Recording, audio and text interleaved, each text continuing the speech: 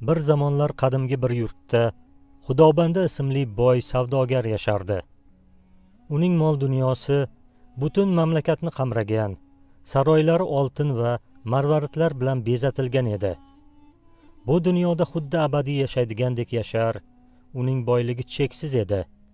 U har bir shaharda saroylar qurgan, dunyoni har burchagidan asora atiqalarni olib kelib, odamlarni hayratga solardi. Uning har bir xonadonida xizmatkorlari, har bir zargarda qimmatbaho buyurtmalari bor edi. Lekin u bir narsani unutgandi. U o'z qalbini, oxiratini unutib qo'ygandi. U cho'lni o'rtasida o'ziga yana bir hashamatli saroy qurdi. Devorlari tilla suv yugurtirilgan, favvorasi kumushdan edi. Savdogar yurtning eng boy kazo-kazolarini chaqirib, ziyofat osh berdi. Lekin uning dasturxoniga kambag'al yetimlar, musofirlar yaqin yo'lamasdi.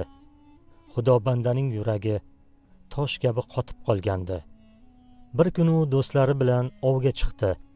Uning maqsadi toza havoda dam olib, tabiatni zabt etish edi.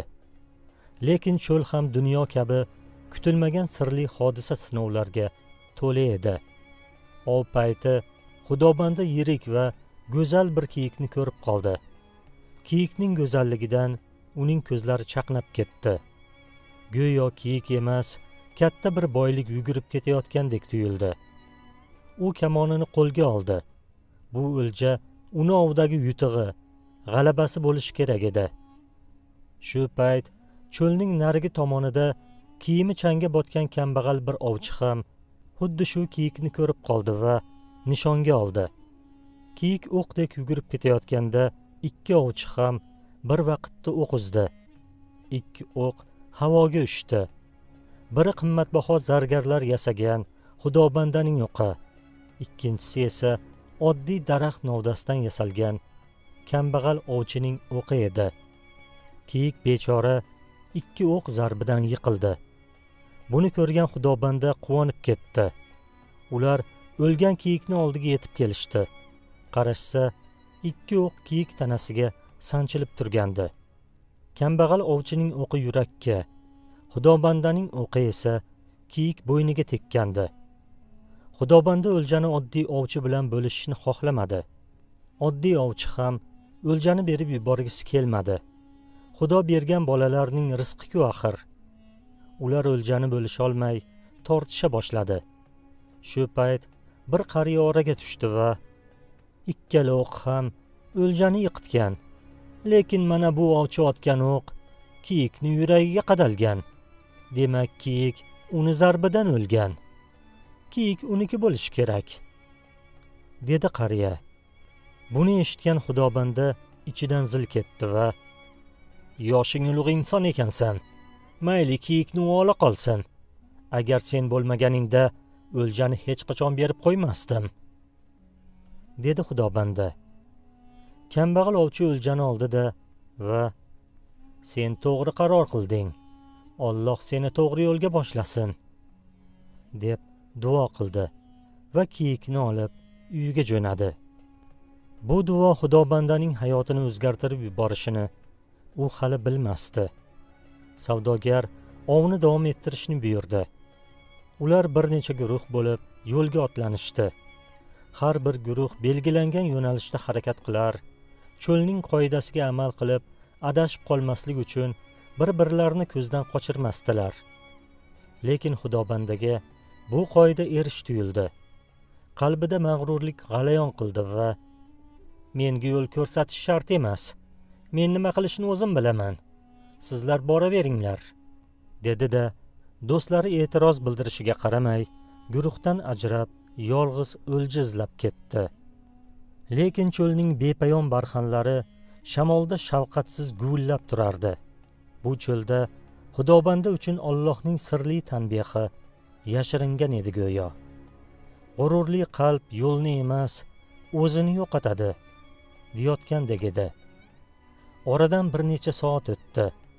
U o'zini to'g'ri yo'lda deb o'ylar, lekin har bir qadami uni notanish yo'lga olib ketayotgandi. Kun qizib, issiq shamol qamchiday yelkasiga urdi.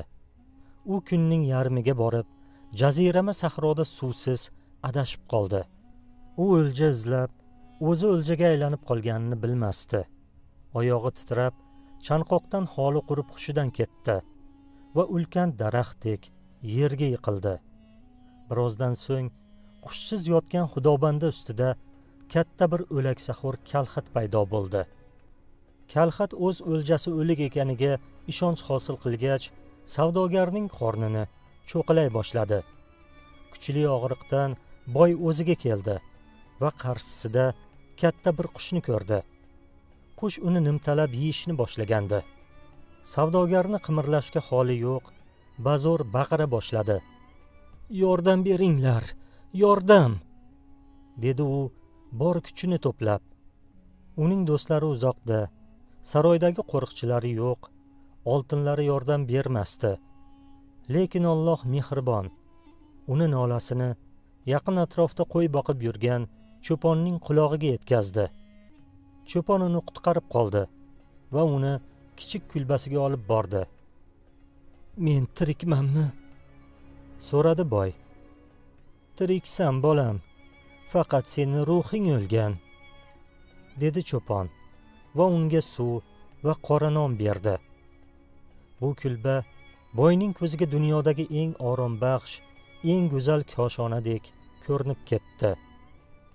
"Ey Allohim, men ojiz bandangni kechir. Men seni unutdim, lekin sen meni unutmading", dedi savdogar va ovchining duosini esladi. Men shu paytgacha hech kimga adolat qilmagandim. Bir marta qilgan yaxshiligim uchun Alloh meni qutqardi, hidoyat qildi. Allohim, o'zingga shukr", dedi savdogar va yig'lab yubordi. Shu kundan boshlab uni hayoti o'zgarib ketdi. Saroylarni ziynatlagandek insonlar qalbini ham bezashni o'rgandi. Hamma undan rozi edi. Sadaqalar berib, yetimlarni boqdi. Ziyofat qilib, qariyalarni to'riga o'tkazadigan bo'ldi. El yurt uchun boyligini sarf qildi. Ilm ahli talabalarni qo'llab-quvvatladi. Yillar o'tib, savdogar vafot etdi.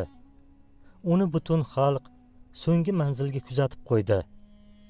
Odamlar uni ortidan boy dunyodagi saroylarni oxirat saroylariga almashtirib ketdi, deb ortidan duo qilishdi. Shu tarzda cho'ldagi saroylar ikki dunyo imoratlariga aylandi. Xudobanda boyligini yarmini o'zi bilan, yarmini insonlar qalbida qoldirib ketdi.